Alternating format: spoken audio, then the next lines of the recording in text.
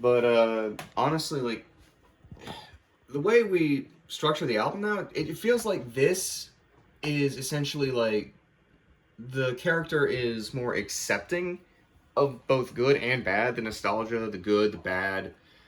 This feels like it's a transition between the two characters, and it feels like this is more of the character realizing something else is wrong. 2005 is the opening of the nostalgia again, like in Water. Like forcing nostalgia. That's the first time he's forcing it. Yeah, forced. 2005 feels like a forced nostalgia, forced repetitiveness, all simple, but there's something missing. Inside Finish has the darker undertones on the synthesizers, which leads into the second track, which is the complete corruption of the first.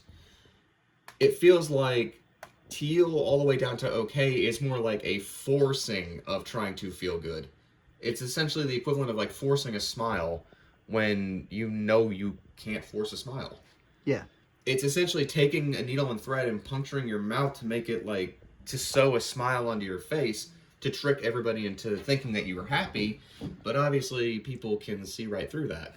In fact, the way I'd like to say it is this and this are two sides of the same coin.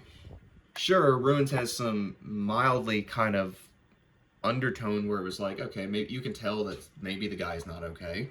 But it's just very zen. I designed it to be as zen as possible. There's rain, there's everything. It's like the best feeling. It feels like a mix between good and bad is on that song, but it's balanced. It feels like this is balanced more, whereas this feels like it's just they're trying to force the happiness, but obviously by the middle of the track, everybody people can tell see. something's wrong. Yeah, you can see something's wrong, and obviously in the second, he tries to force the same like style as something like Water Painting Jump or even like 2005, but the anxiety that shows up on Inside Finish to an extent is now the leading factor that's driving every song. And even when he tries to force the nostalgia again or something like that, it corrupts. And then of course when trying to do it again, it errors out.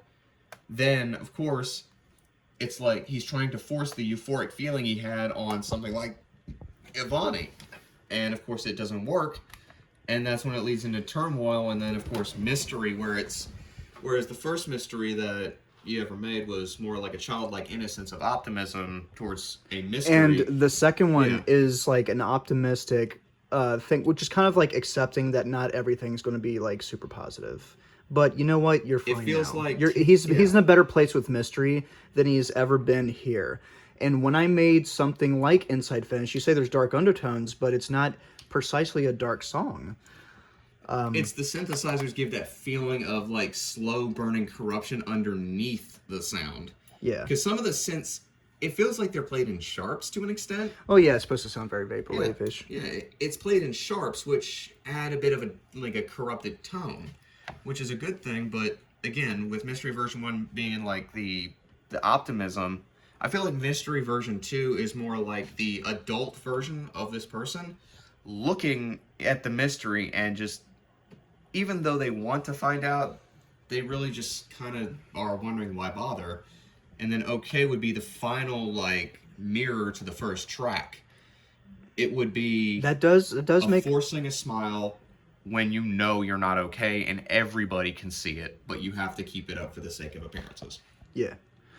Because especially when I made these are supposed to be like the ultimate level of comfort. Even with something like Inner Dream, it's supposed to be like this. It's like the darkest one out of all of them, but it's still very comfortable. Whereas this one these are all very bright, but there's something off. It's like something is going on with this man's head. Yeah. And when I made everything here, especially when it comes to, let's say, Teal being, you're like you pointed out, you got it correctly on the dot. It's anxiety. Yeah. And anxiety that leads into the PS1 slasher thing. It's an anxiety that corrupts everything that it comes into contact with. And then we got Error, which we decided might be number 11. Which is like literally the darkest he could possibly go if it's not for Blind Ones. The Heaven thing is back to optimism, but it's like a forced optimism. It's almost like his brain is like pulling back and forth, like his like good and bad. His brain is giving him a false dopamine hit to try and compensate for the amount of shit that he's been dealing with for 3 tracks. And it's almost like the repetitiveness is starting to very much get to him. It's like I said, it's comfort that goes down to corruption. But then back to